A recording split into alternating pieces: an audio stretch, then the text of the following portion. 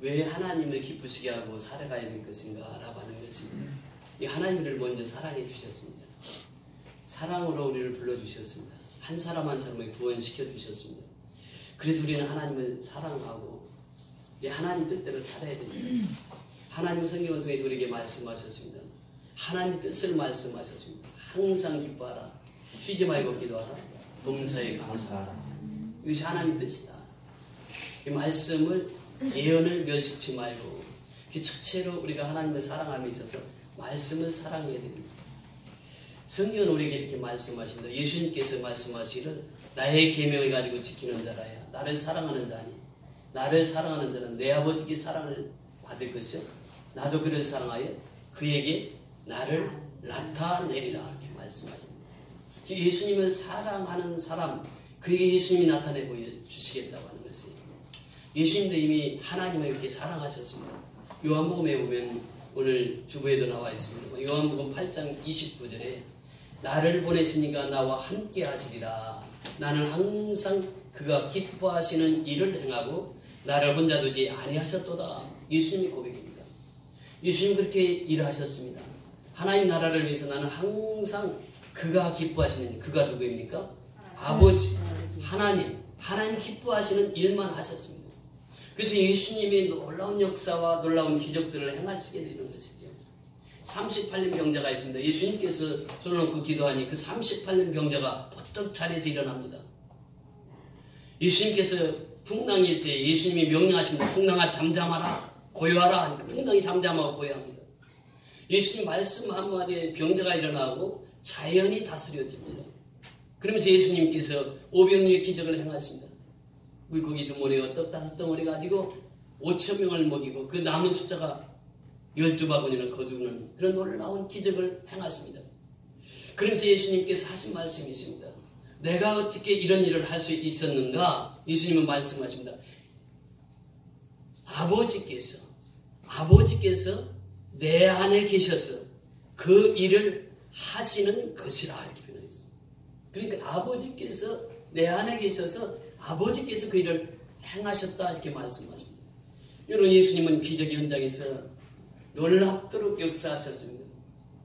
그 예수님이 하나님과 함께 계셔서 그 일들을 행하셨다 이렇게 말씀하십니다. 하나님 우리를 사랑하십니다. 우리를 위해서 예수 그리스도를 이 땅에 보내주시고 십자가에 죽기까지 우리를 사랑해 주셨습니다. 그것이 바로 십자가의 사랑입니다. 우리가 떡과 잔을 들면서 예수님의 사랑을 다시 한번 기억하게 하십니다.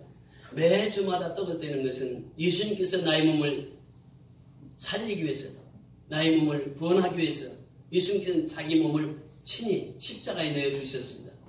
머리에 가시관을 쓰시고 손과 발에 모처를 박이시고 허리에는 창을 받으시고 물과 피를 다 쏟으셨습니다. 그 십자가의 사랑이에요.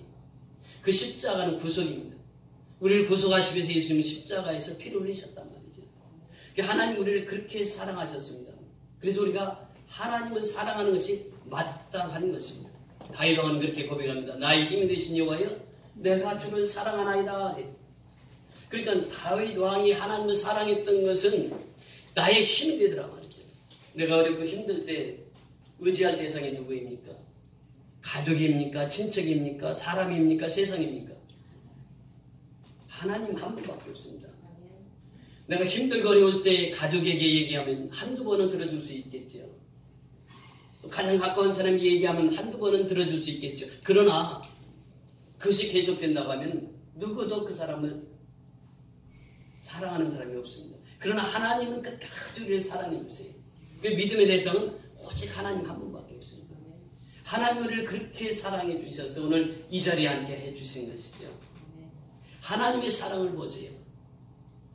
그 하나님의 사랑은 무궁무진한 사랑입니다. 그게 다윗 왕이 고백하기를 그 하나님을 사랑하니까 내게 힘이 되더라 그 말입니다. 그는 나의 요새시요 나의 반석이시요 나를 구원하시는 구원자시요 구원의 뿌리시요 산성이시요 나의 요새시니라 말씀하십니다. 그 하나님밖에 없다 그 말입니다. 하나님이 내 인생의 앞길에서 나를 지켜주시고 보호하시고 인도하신 분은 하나님 한 분밖에 없더라.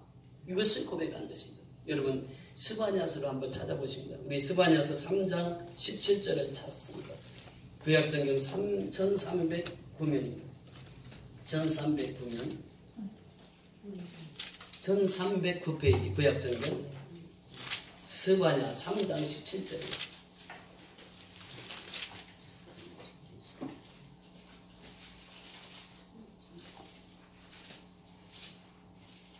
다 같이 공부하십니다. 3장 17절 1309페이지 꼭 찾으셔서 다 같이 공부하십니다.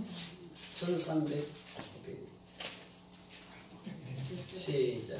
너희 하나님 여호와가 너희 가운데 계시니 그는 구원을 베푸시는 전능자시라. 그러므로 말미암아 기쁨을 이기지 못하시며 너를 잠잠히 사랑하시며 너로 말미암아 즐거이 부르며 기뻐하시리라 하리라. 아멘. 너희 하나님 여호와가 너희 가운데 계시니 그 너희라는 자기 이름을 넣어서 한번 읽어보십니다. 너희 이 말에 자기 이름을 넣는 이 영의 하나님이 이렇게 자기 이름을 넣어서 한번 읽습니다. 시작. 영의 하나님 여호와가 영이 가운데 계시니 그는 구원을 베푸실 전능자시라. 그가 영이로 말미암아 기쁨을 이기지 못하시며 영이는 잠잠히 사랑하시며 영이로 말미암아 즐거이 부르며 기뻐하시리라 하리라. 그것이 하나님 뜻입니다. 여러분 스바냐를 통해서 우리에게 말씀하세요. 너희 하나님 여호와가 너희 가운데 계시니 하나님 우리 가운데 계시니 그는 구원을 베푸실 전능자시라. 여러분 구원은 하나님만 베푸실 수 있습니다. 그 누구도 구원을 베푸실 자가 없습니다. 전능하신 하나님 그분만이 구원자예요. 그는 구원을 베푸실 전능자시라.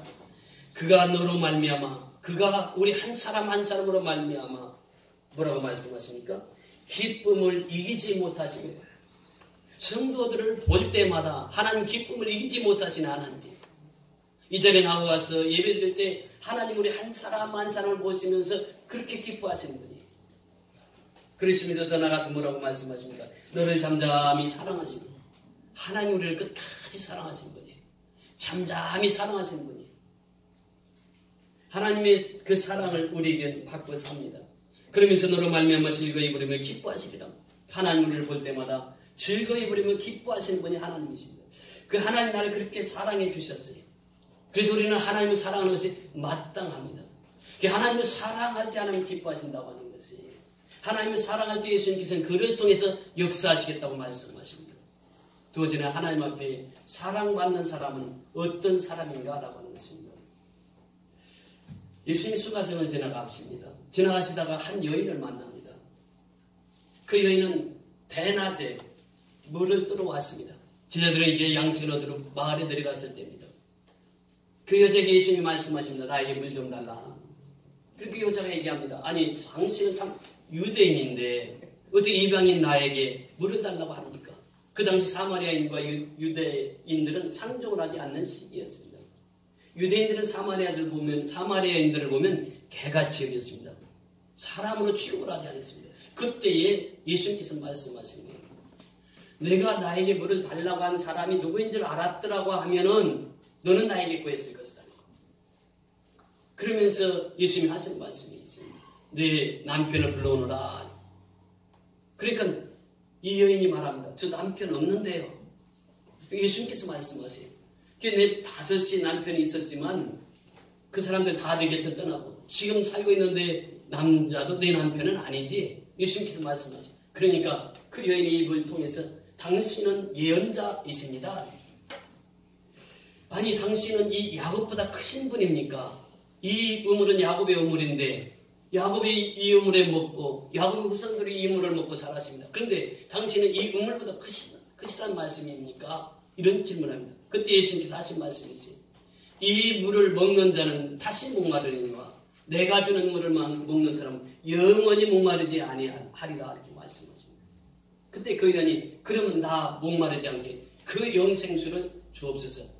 그때 복음을 전할 때 그 여인이 예수를 영접하고 예수를 믿게 됩니다.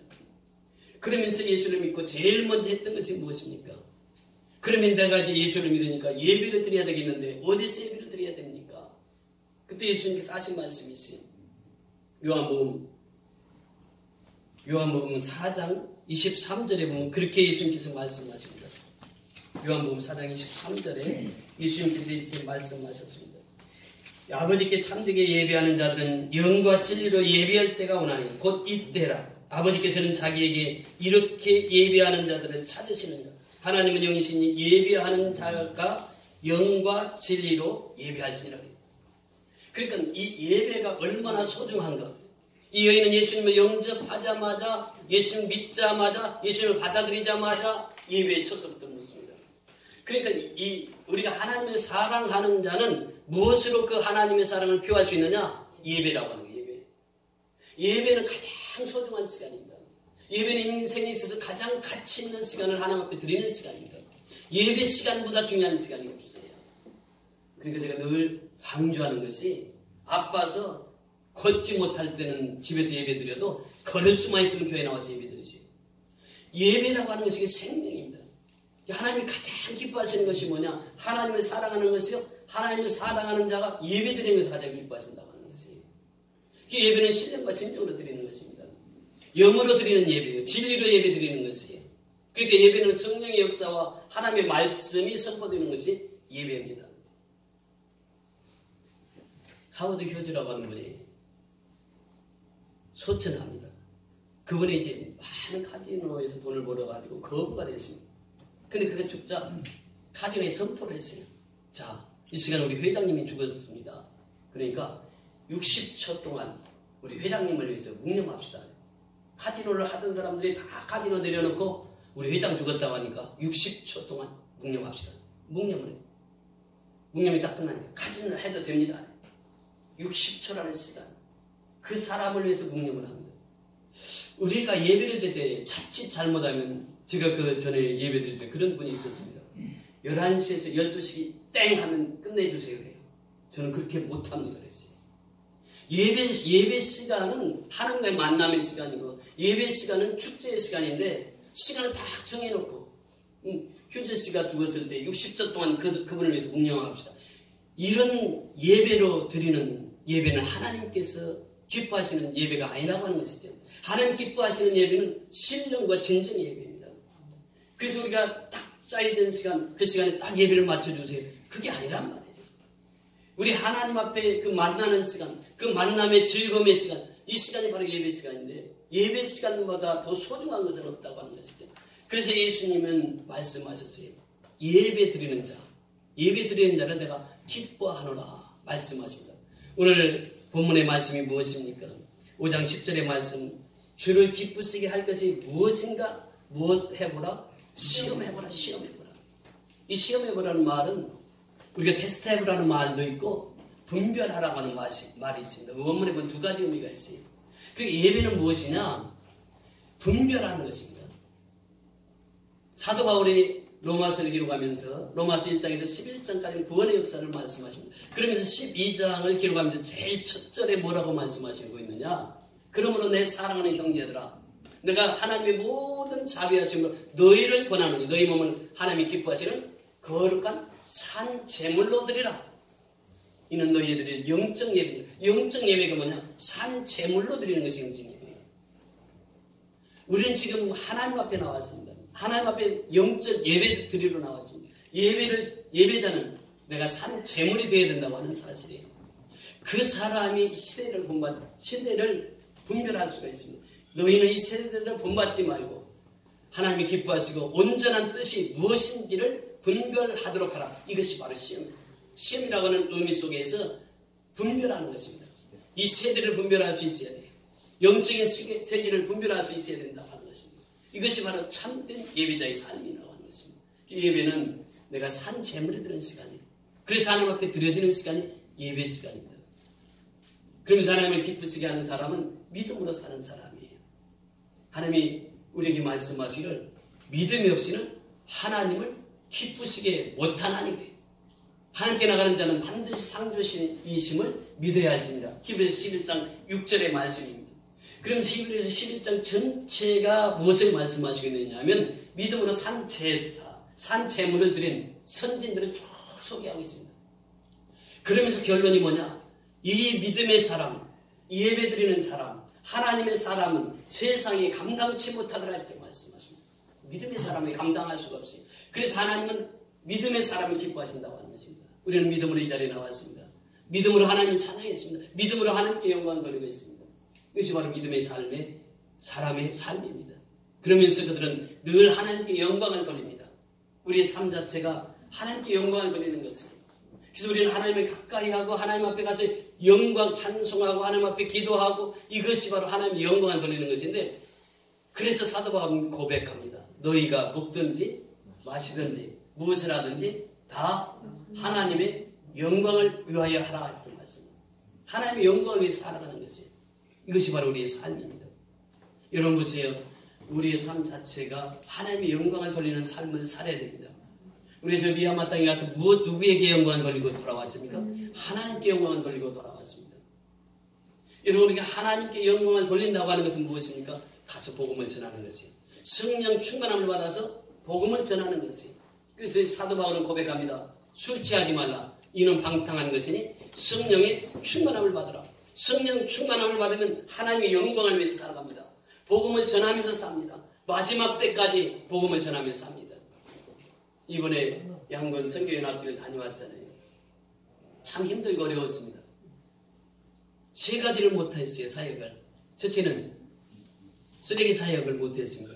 쓰레기 줍는 이유가 그들에게 돈을 나눠주기 위함이에요. 그들은 먹고 살 것이 없습니다. 일할 것이 없어요. 그러니까 쓰레기를 주워오면 돈을 주는 거예요. 그냥 주면 공짜 심리를 심어주니까 쓰레기를 자기 집에 쓰레기를 주워오면 500원씩 주는 거예요. 반나절 품속이에요. 그러니까 어떤 가정은 4포대, 5포대 가지고 와요. 그러면 4포대면 얼마입니까? 2,000원, 2,000원이면 이틀 품삯이에요. 장정에 이틀 품삯. 그거 주려고. 근데 그것을 못하게 하는 거예요. 그러니까 보니까 이제 그 상황이 상당히 어려운 상황이라 그 불교 스님들이 이 교회가 또 붕괴한다고 하니까 이제 가로막는 것이죠. 쓰레기 사역을 하지 못했어요. 또 무엇을 못했습니까? 이 밥사역이 있잖아요. 이 밥사역도 참 중요한 사역입니다. 왜 이 밥사역을 하느냐? 그 밥을 짓는 분이 있습니다. 그 형제가 이제 총지휘해서 밥을 짓는데, 밥을 지을 때 한두 사람이 짓는 게 아니에요. 10사람, 때로는 15사람 이렇게 와서 밥을 지어요. 그러면 그들에게 참 또 돈을 줍니다. 돈을 주기 위해서 밥을 지켜야 하는 거예요. 그래서 하루 일당을 벌어갈 수 있도록. 그런데 그것도 못했습니다. 이번에 지붕 개량 사업, 그것도 이번에 계획하고 갔지만 그 현장에서 할 수가 없었어요. 그만큼 이제 이 상황이 급박하게 돌아갔던 것입니다. 그 양곤 선교연합교를 우리가 하루 동안 붕괴를 인도하고, 또 그 양곤 선교연합교 세운 지교회에 가서 말씀을 인도하고, 그리고 이제 경일녹화 선교연합교 여러분들 보셨잖아요. 우리가 처음 갔을 때 참 집 같지 않는 집이죠. 조만한 집에서, 음악집에서 살던 그들이 불과 6, 7개월 만에 이렇게 교회 헌당 예배 드리는 모습 보세요. 그곳에서 예배를 드리면서 얼마나 은혜를 받았는지 모릅니다. 그러면서 또 그 다음날 가서 또 예배를 인도하고요. 그리고 이제 고아원 사역하는 그 교회에 있습니다. 그 교회에 가서 또 붕괴를 인도하고. 저는 이렇게 2년 동안 이렇게 쭉 흘러온 세월을 생각하면서 그 미얀마 땅에서 생각하게 된 거예요. 2년 전만 해도 우리가 교회가 없어서, 예배당이 없어서 천막치고 그렇게 예배를 드렸단 말이죠.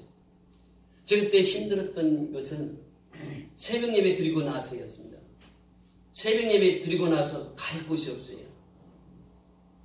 저는 그 160평에다가 그게 넓은 데서 예배를 드렸고, 내 교육자 사무실이 딱 있었는데, 그 새벽 예배 드리면 바로 거기서 카톡을 준비해서 전달하고 그랬는데, 딱 교회에서 나오고 보니까 새벽 예배를 드리면 갈 곳이 없어요.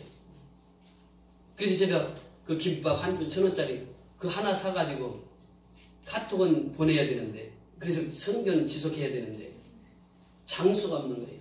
저희 탁구를 쳐서 마구 그 탁구 치는 탁구장으로 제일 먼저 갑니다. 새벽에서 끝나면 그쪽으로 달려가는 김밥 한 줄 사가지고, 그러면서 그 김밥을 거기서 먹고, 그러면서 카톡을 다 보냅니다. 눈물 젖은 김밥을 한두 번 먹은 게 아니죠.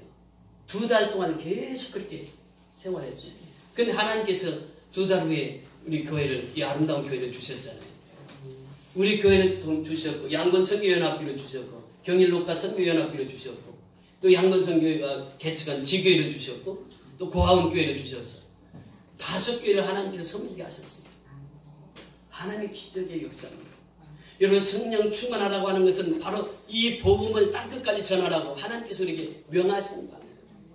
그 예수님께서 말씀하시고 너희는 온천에 다니며 만민에게 복음을 전파하라. 믿고 세례를 받는 사람은 구원을 얻겠어요. 믿지 않는 사람은 정죄를 받으리라. 예수님께서 말씀하시기를 그러므로 너희는 가서 모든 족속으로 제자를 삼아 아버지와 아들과 성령의 이름으로 세례를 주고 내가 너에게 분부한 모든 것을 가르쳐 지키도록 하라. 내가 세상 끝날까지 너희와 항상 함께 있으리라 말씀하십니다. 이것이 마지막 예수님께서 우리에게 주신 사명입니다. 그 사명을 감당하는 것이에요. 여러분 전도라는 건 쉽지 않아요. 그런데 전도는 쉬운 것입니다. 쉽지 않지만 쉬운 것이 전도예요. 예수님의 사심, 부활하심, 예수님이 나를 위해서 죽으시고 부활하신 이 사건만 얘기하면 되는 거예요. 다른 얘기할 필요 없습니다. 예수님이 나를 죽은 자 가운데 살려주셨습니다. 나는 부활의 생명을 가졌습니다. 나는 이제 영생의 생명을 받았습니다. 그래서 이 소식을 전합니다. 이것이 바로 하나님께서 우리에게 주신 메시지예요. 여러분 힘들 때에 우리는 하나님을 만날 수 있습니다.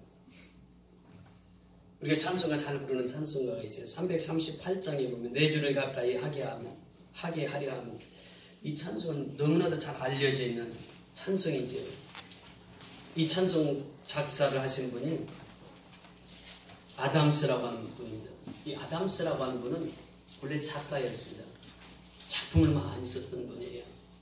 그래서 수없는 찬송가 작시도 많이 했던 분입니다. 이분이 이제 그 좋은 분 엔지니어를 만나서 결혼을 합니다.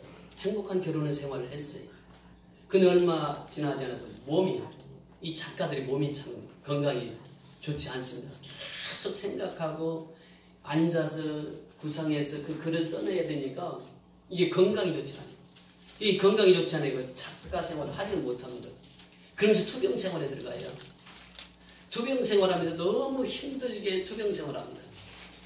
그 나이 43세에 소천합니다. 그 투병 생활을 하면서 그때 지은 시가 바로 이 시입니다. 내 주를 가까이 하게 하면 십자가 진 같은 고생이라니. 이 찬송가 가사를 지을 때 그렇게 고통스러웠어요. 병마와 싸우면서 그 고통 속에서 이 찬송 가사를 지읍니다. 여기 보면 2절에 보면 내 고생하는 건 옛 야곱이 등장합니다. 이분이 그 고통스러울 때 창세기 28장을 읽습니다. 창세기 28장 10절 이하를 읽습니다.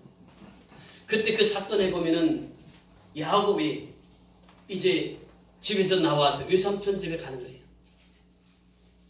에서로부터 축복권 장자권을 빼앗고 나니까 이제 에서가 동생을 죽이려고 하니까 어머니가 삼촌 집으로 피신시킨 거죠.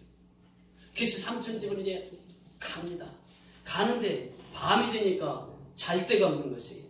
돌에 하나 주워가지고 돌베개하고 하늘을 입을 삼고 잠을 자는 거죠. 그런데 그때 천사가 사닥다리가 하늘부터 땅까지 다 내려와 있는 거예요. 그럼 천사가 오르락 내려가면서 그 천사가 말하는 거예요. 자, 아브라함의 하나님, 이삭의 하나님, 그 하나님은 전능하신 하나님이에요. 그 하나님께서 말씀하시는 거예요. 그 하나님께서 말씀하시는데 너를 통해서 동서남북에 있는 모든 사람들의 복을 나눠줄 것이다. 내 후손을 통해서 그 일들이 이루어질 것이다. 하나님께서 그 비전을 주신 거예요. 지금 야곱은 도망자 신세예요. 아무도 없습니다. 식구도 없어요. 홀을 단신입니다. 그런데 그 삭막한 사막 가운데 있는 야곱에게 그 음성을 들려주시거든요. 그러면서 너는 내가 고향에 돌아올 때까지 그리고 내가 주어진 사명을 다할 때까지 너는 내가 너와 함께하리라 말씀하십니다. 그러면서 그 사명을 다 감당할 때까지 삼촌 집에서 20년 동안 머슴 살면서 그 세경 받아가지고 나올 때까지 그때까지 하나님 다 지켜주시고 올 때까지 지켜주시는 분이 하나님이세요. 그러면서 그 중요한 말씀을 주십니다. 그때 야곱이 깨달은 것이 할아버지 하나님, 아버지 하나님 곧 나의 하나님이시구나. 하나님께서 이 일을 인도하신다고 하면 저는 나의 아버지로 섬기겠습니다. 이것이 야곱의 서원의 첫 번째 서원입니다. 두 번째 서원은 무엇입니까? 돌베개를 중심으로 해서 하나님의 성전을, 하나님의 교회를 이곳에 세우겠습니다. 그 세 번째 고백이 무엇입니까? 하나님의 것을 반드시 하나님께 드리겠습니다. 11조는 하나님께 드리겠습니다. 이 세 가지 서문을 합니다. 그러면서 그 누스라고 하는 그 땅을 베델로 이름을 바꿉니다. 벳 무슨 뜻이죠? 집이라는 뜻이에요. 엘은 무슨 뜻입니까? 하나님. 벳엘 하면 무엇입니까? 하나님의 집이라는 뜻이에요. 그러니까 교회를 통해서 야곱이 그 은혜를 받고 교회를 통해서 하나님께서 야곱을 통해 역사를 이루신 것을 보게 됩니다. 그래서 야곱이 이렇게 고통 속에 있을 때에 하나님이 만나주셨다고 하는 것이에요. 그러니까 아담스라고 하는 이 여인도 그 병마론에서 그 고통당할 때에 이 시를 쓰는 게 됩니다.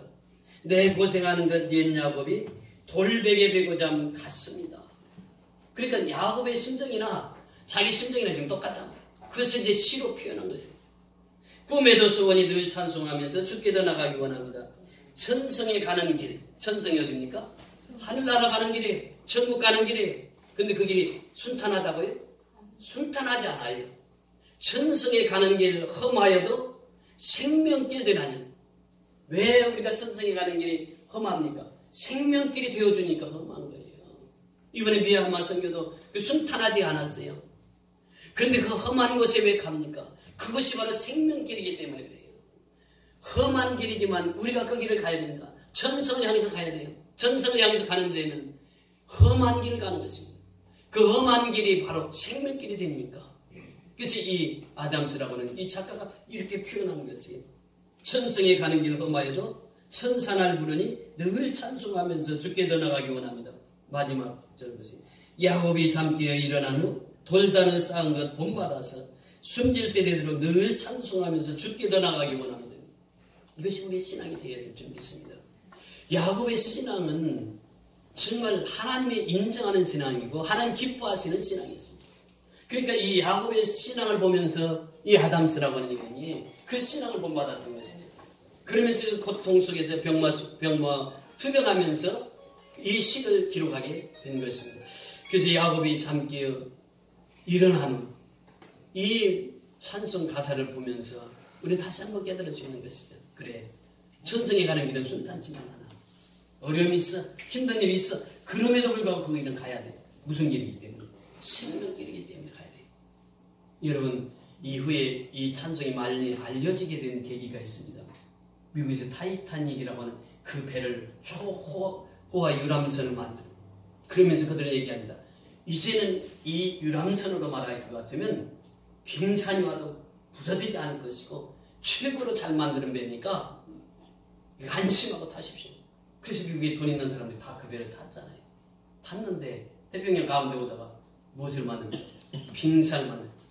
그 배가 그렇게 최고의 당대에 잘 지어진 배가 쫙 갈라지면서 그 속에서 탔던 사람들 다 수장돼 죽어갑니다. 그때 그 타이타닉 마지막에 부른 찬송이 무엇입니까? 바로 이 찬송입니다. 내 주를 가까이 하게 하면 십자가 짐 같은 고생이라. 그 찬송을 부르면서 그 수장되어가는 그 사람들이 마지막 이 찬송을 부르면서 수장되어 갑니다. 그래서 이 찬송가가 그렇게 우리에게 잘 알려지게 되었습니다. 여러분, 천성에 가는 길은 험한 길입니다. 십자가의 길입니다. 그런데 그 길은 생명길이 되는 것이에요. 우리가 그래서 신앙은 하나님 기쁘시게 하는 것이 신앙인데 하나님을 기쁘시게 하려면 어떻게 되냐? 하나님을 사랑하는 것이고 하나님께 예배드리는 것이고 그리고 우리 믿음의 선진들이 그 좁은 길을 갔습니다. 좁은 길. 십자가 길을 갔습니다. 천성에 가는데 순탄하지만 않았습니다. 그 순탄하지만 않았던 그 천성길을 갔습니다. 그것이 바로 우리가 오늘날 가야 할 길입니다. 십자가를 지고 이제 우리가 끝까지 마지막 순간까지 천성을 향해서 갈 때 그 길은 험해도 그 길은 생명길이기에 우리는 그 길을 가야 될 줄 믿습니다. 그래서 우리가 이 찬송 한번 부르시고 말씀을 맺도록 하십니다. 내 주를 가까이 하게 하면 338장 내 주를 가까이 하게 하면 천성길 갈 때는 우리가 성령의 충만함을 받아야 됩니다. 그래야 그 험한 길 갈 수 있습니다. 하나님의 영으로 그 험한 길을 갈 수 있습니다. 우리는 우리 홀로 갈 수 없는 길이에요. 그래서 우리가 성령의 충만함을 받아야 됩니다. 성령의 능력을 힘입어서 살아야 돼요. 그래야 우리가 가는 길에 어떤 장애물이 와도 우리는 그 장애물을 뛰어넘을 수 있는 신앙으로 살아가게 되는 줄 믿습니다. 우리 185장 가사를 생각하시면서 찬송하시고 기도하는 시간을 갖습니다. 185